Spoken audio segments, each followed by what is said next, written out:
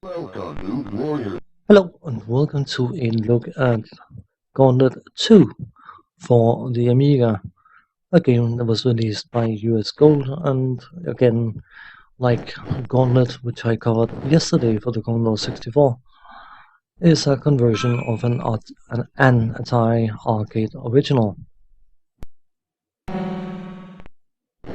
Atari decided with Gauntlet 2 not to change too much of the original formula and instead focusing on adding stuff to the existing game.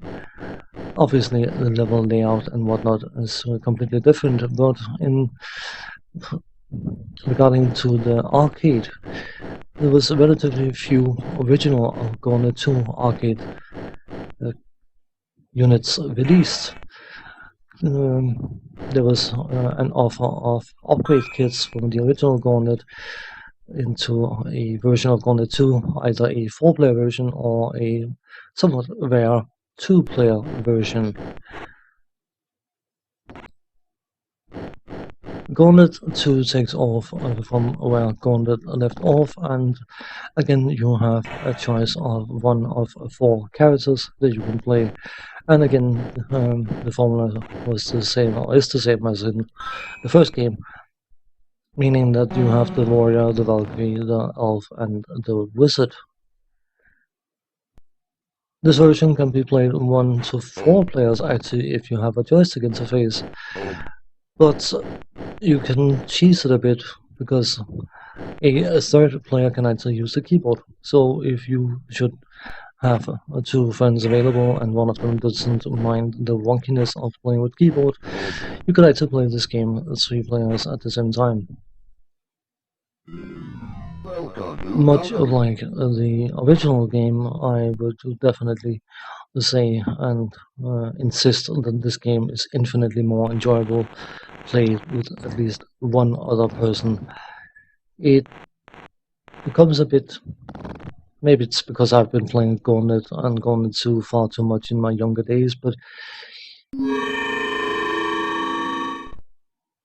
it becomes a bit tedious, for me at least, to play this game by myself.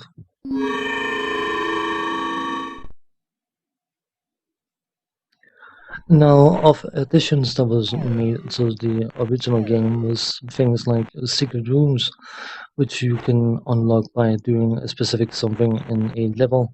And I do not know whether the conversion has a similar rate as the arcade, but in the arcade, just bypassing this lovely sound effect.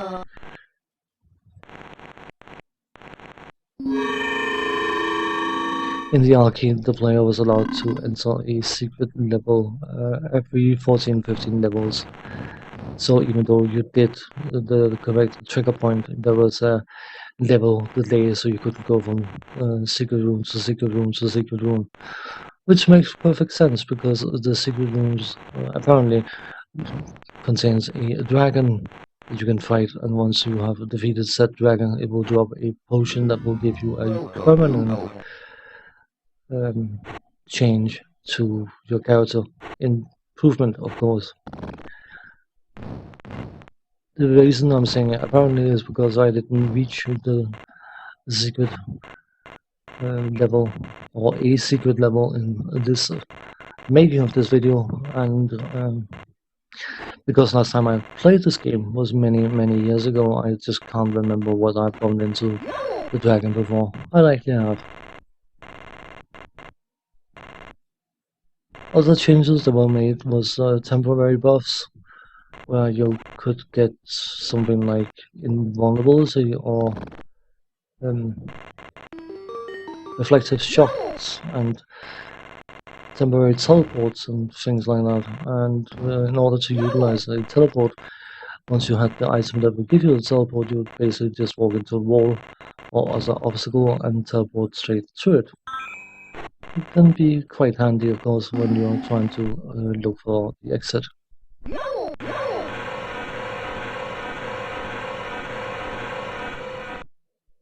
When it comes to the difficulty of Gauntlet 2 compared to Gauntlet, It's a bit rough comparison, I suppose, because of course Gauntlet was never released for the Amiga, but Gauntlet 2 seems to be significantly more difficult. There seems to be significantly more enemies, which is actually quite a tall order, because there was quite a few enemies in the original game even, and it quickly goes a bit berserk on the maze aspect of the game. Because of course it is a maze crawler back before the term dungeon crawler was used, and as such you navigate different levels which are shaped out, or designed like mazes even. And the maze aspect definitely kicks in much earlier in Gauntlet 2 than it does in Gauntlet. And that is likely an assumption that people are familiar with the original game and you don't need to be handheld for 10-15 levels before the maze structure starts showing its ugly face.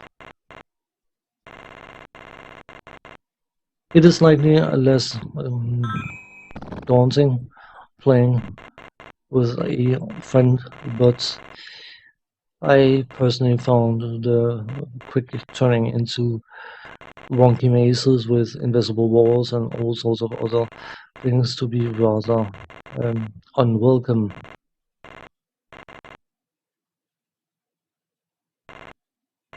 Let's talk a technical aspect once we switch to the wizard.